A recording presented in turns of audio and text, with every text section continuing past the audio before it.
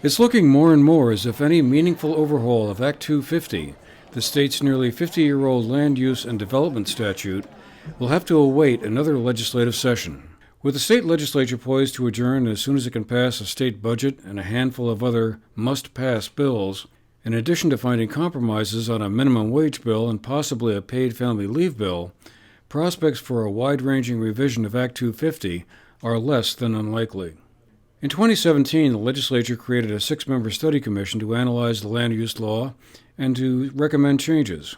Last year, in 2018, the commission held several meetings around the state to hear from interested parties on what updates should be included to bring the statute up to contemporary speed.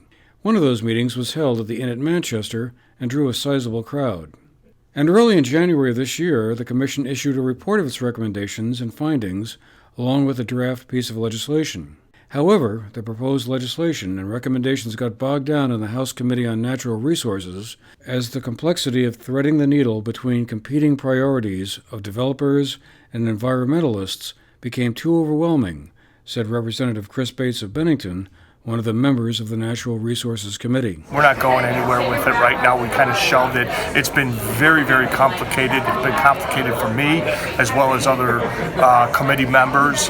There's a lot of moving parts, and when we're trying to update something into a bill, it is very, very, very sensitive, and you have to make sure that all the I's and the T's and everything are dotted and crossed, and we have to make sure that what we're doing is going to be right, because it's going to be for another 50 years.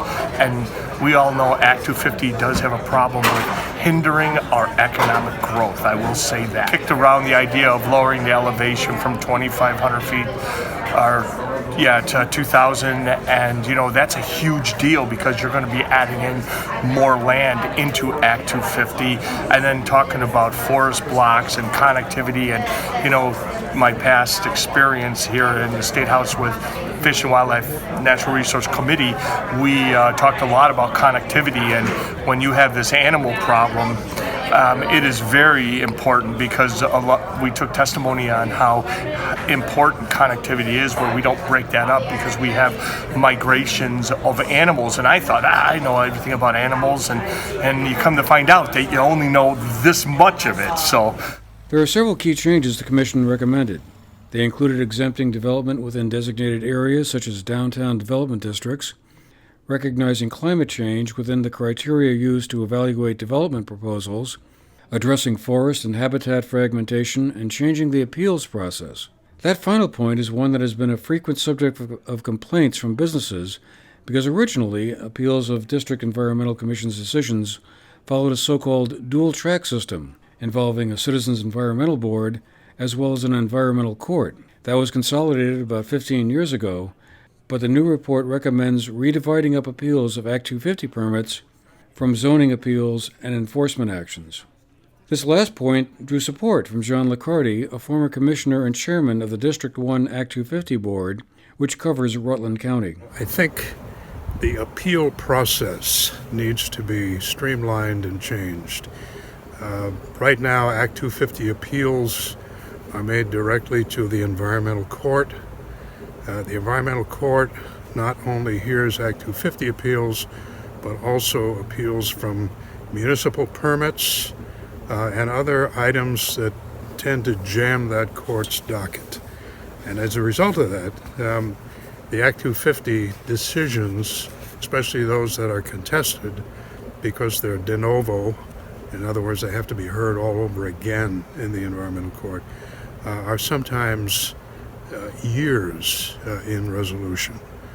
And the idea of having a citizen board hear only the Act 250 appeals is something that should be really pursued, because I think it would streamline the process. He also addressed another issue which has gotten some attention, revoking the exemption of slate quarries from Act 250 review. I also think that the slate quarry exemption should be revoked, and slate quarries should be put in the same category as our other extraction industries are in the state of Vermont.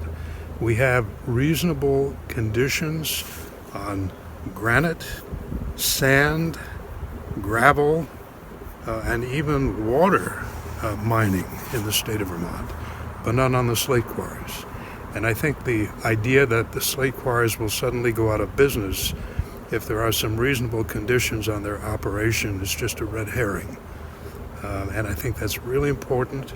It would help the entire Slate Valley feelings down there, and there's no reason for that exemption anymore.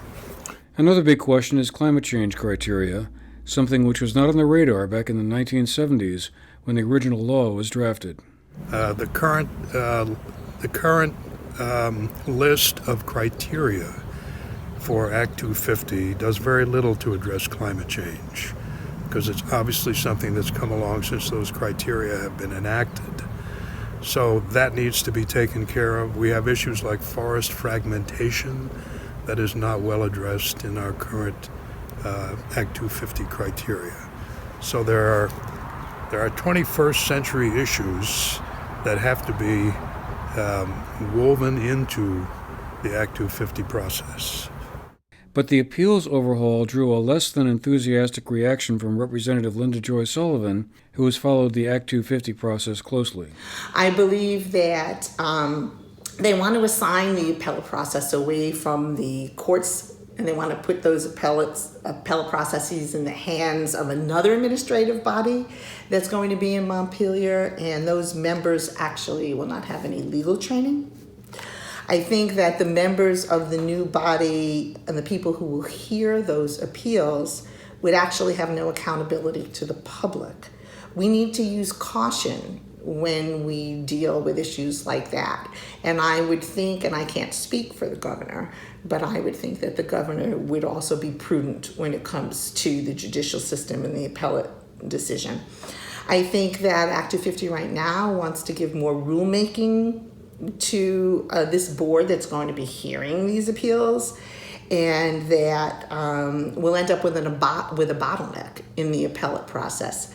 So I think we have to use caution, because we don't want to put in the process a policy where the parties themselves are overseeing their own policy objectives.